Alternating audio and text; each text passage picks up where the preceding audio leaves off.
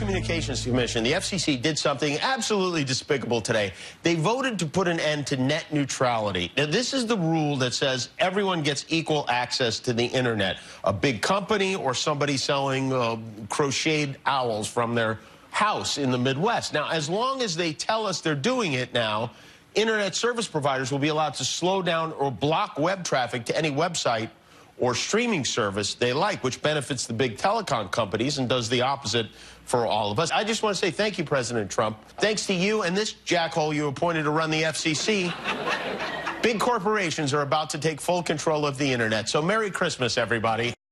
That's comedian Jimmy Kimmel turned spokesman for Chuck Schumer and the Democrats, sounding the alarm and calling out the FCC after the agency voted to overturn an Obama-era internet regulation known as net neutrality. The move causing some on the left to paint an even dire picture with a CNN headline reading, quote, "End of the internet as we know it."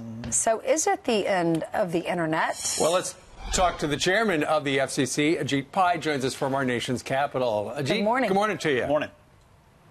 Hey, good morning to you. Thanks for having me on. Well, I know yesterday when it was repealed, an exciting day there at the FCC. Somebody called in a bomb threat, and there were all sorts of worry. What is Jimmy Kimmel, who said that about you, what's he getting wrong about this? He's getting everything wrong about it. The free and open internet we had prior to 2015 is the one we are going to have going forward. And that kind of name-calling and hysteria is disappointing, but it's not surprising. Those who have said that the internet as we know it is about to end have been proven wrong starting this morning as people send emails, check on their Twitter accounts, post on Facebook and the like. We have a free and open internet going forward, and the FCC and the FTC going forward are going to make sure that happens. Ajit, boil this down for us, because it feels complicated, because one says net neutrality looks fair and equal, yet what you've done has opened it up, as you said, to a free and open internet. Simply put, what are people missing? What does this boil down to? What it boils down to is, should the government micromanage how the internet works? For 20 years before 2015, starting with President Clinton, we decided no. We wanted to have a free market approach in which innovators could innovate and consumers could benefit. And the results speak for themselves. Companies like Facebook and Amazon and Netflix and Google became global giants precisely because the government wasn't involved. That is the light touch framework to which we are returning, and that's part of the reason why I think so much of this hysteria is simply misplaced. As we will see going forward, getting this regulatory system right means better, faster, cheaper internet access for all Americans across the country. So I heard earlier that 30% of America only has one choice when it comes to their internet choices. So does this mean that those companies they're not going to start raising rates on those families, are they? Two different points. Number one, to the extent that lack of competition is an issue, and I've seen that for myself in parts of the country, the solution is more competition, not heavier government regulation that makes it even harder for new competitors to enter. Number two, as I said, the FCC and the Federal Trade Commission are going to continue to be cops on the beat. So if there's any company, any internet service provider that acts in any competitive way, we will take action accordingly. Okay, here's what I want to know. Is my internet going to slow down? What I'm paying right now, I'm okay with it, a little high, but is it going to slow down? Will I be able to pay for more? What's the deal for me, the average consumer?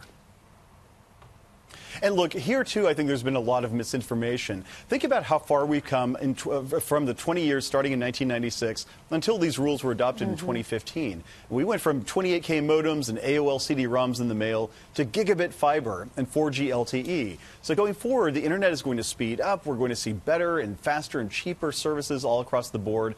And that's exactly what these rules, which were, after all, the Clinton-era rules that served us so well, are calibrated to do. Ajit, if we had stayed with net neutrality and there had been, say, a President Hillary Clinton, I mean, where could this have gone? What type of regulation could we see? There's no question that that kind of FCC would have heavily regulated the internet even further. They would have banned, for example, free data offerings by wireless companies, where the wireless company will say you can stream data, music, video, and the like exempt from any data limits. They would have banned that. They probably would have gotten into price regulation, which is essentially the government deciding how these businesses are going to operate. So there's no telling how far they would have gone. It would have been limited only by their own imagination. Ajit, you're a smart guy. You went to Harvard. You were general counsel for Verizon. You have Jimmy Kimmel calling you names. What'd you think of that? I think it's unbecoming of the seriousness of this debate, but again, it's not surprising. Those on the other side have literally nothing other to peddle than hysteria and misinformation and fear about the light touch approach that we had for most of the Internet's existence. So I would hope that people would focus on the facts, but again, given what's transpired over the last several weeks, I'm not surprised at all. And before you go, the headline over at CNN, "End of the Internet as we know it." Is that accurate? It's not accurate at all, but again, that's part of having a free country. People can say anything they want, and in some cases, they literally do. All right.